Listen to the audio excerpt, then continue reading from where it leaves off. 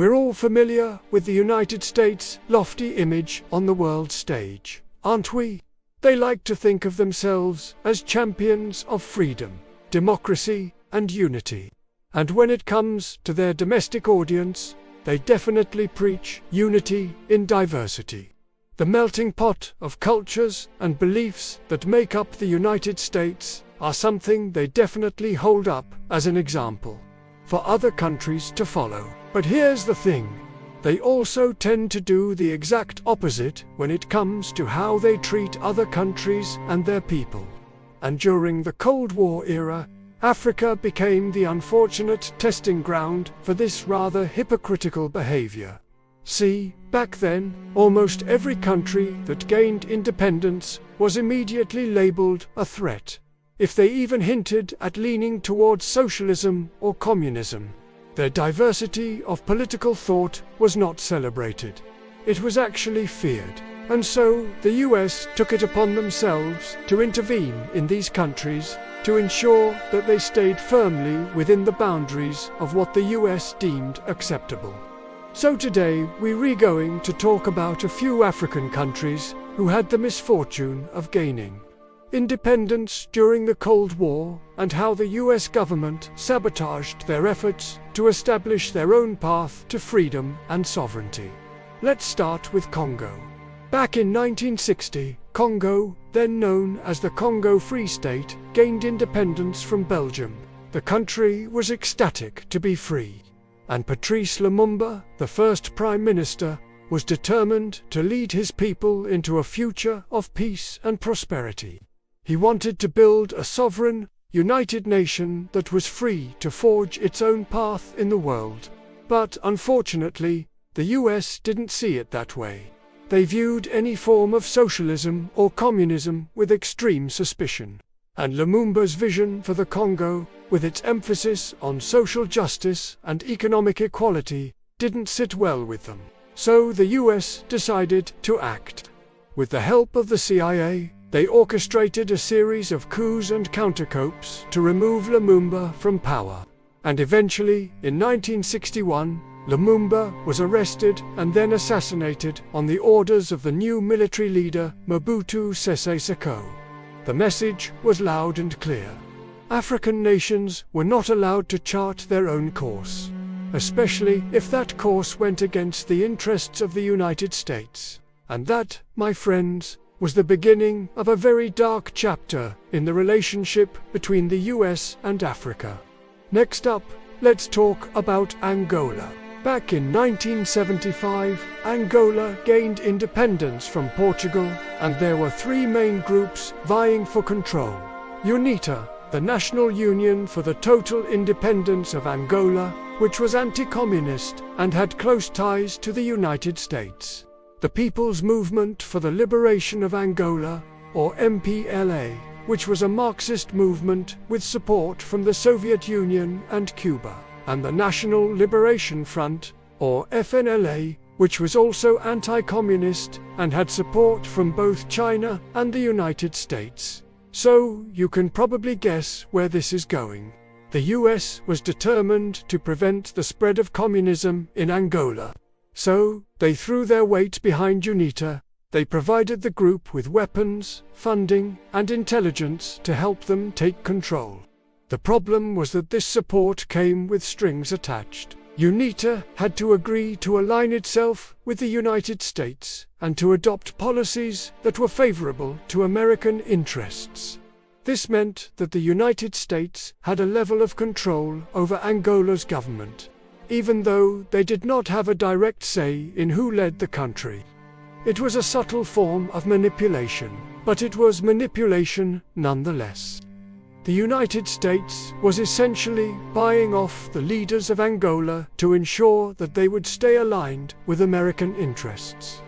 Now, this was not unique to Angola. It was a common tactic that the United States employed throughout the Cold War.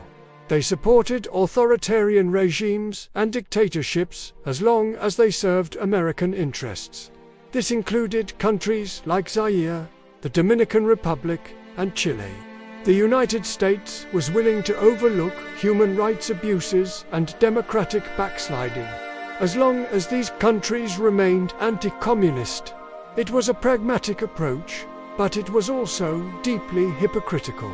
The United States claimed to be a champion of democracy and human rights, yet they had no problem supporting brutal dictators who ruled with an iron fist. Now let's shift our attention to Ethiopia.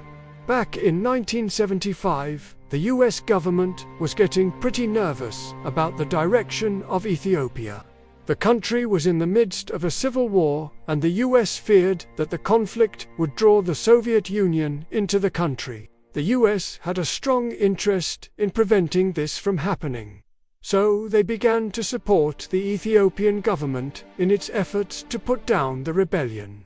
The problem was that the Ethiopian government was not exactly a beacon of democracy and human rights. In fact, it was quite the opposite. The regime was known for its brutality and its willingness to use any means necessary to maintain control. But the US didn't care about that.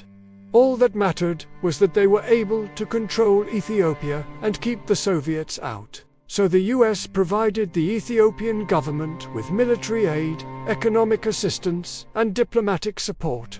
They also pressured other countries to do the same. By the early 1980s, the US had successfully turned Ethiopia into a staunch ally. But the cost was high. Thousands of Ethiopians were killed, and the country's infrastructure was severely damaged. The civil war that the US had sought to end had only grown more violent and intractable. The US government's support for the Ethiopian regime was a clear example of how their foreign policy was guided by Cold War fears. They were willing to overlook human rights abuses and democratic backsliding, as long as they could contain the spread of communism.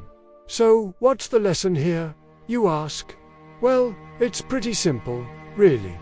The United States has a long history of hypocrisy when it comes to their foreign policy in Africa. They claim to be champions of freedom, democracy, and unity, but they have a track record of undermining these very values when it suits their interests. We saw it in Congo, where they overthrew a democratically elected leader, simply because he was leaning towards socialism. We saw it in Angola, where they supported a brutal civil war just to prevent the spread of communism.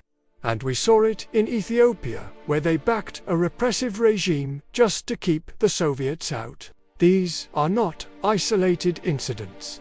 They are part of a pattern that has repeated itself over and over again. The question is, why don't we learn from history? Why do we continue to fall for the same tricks? And most importantly, why do we allow the United States to get away with it? It's time for us to wake up and realize that the era of blindly following Western powers is over. We need to start thinking for ourselves and making decisions that are in the best interest of our own people. The United States may be a powerful country, but they are not perfect. They do not have our best interests at heart.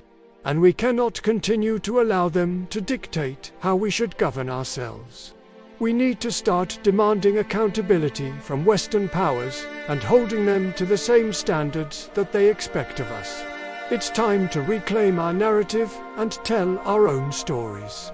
We need to start celebrating our own successes and learning from our own mistakes, without the judgment of others. We are not their colonies anymore, and we will no longer tolerate being treated as such. If this video helped you understand some of the reasons why African countries were not allowed to chart their own path to independence, please leave a like and share. And if you haven't already, consider subscribing. Your support means the world to us.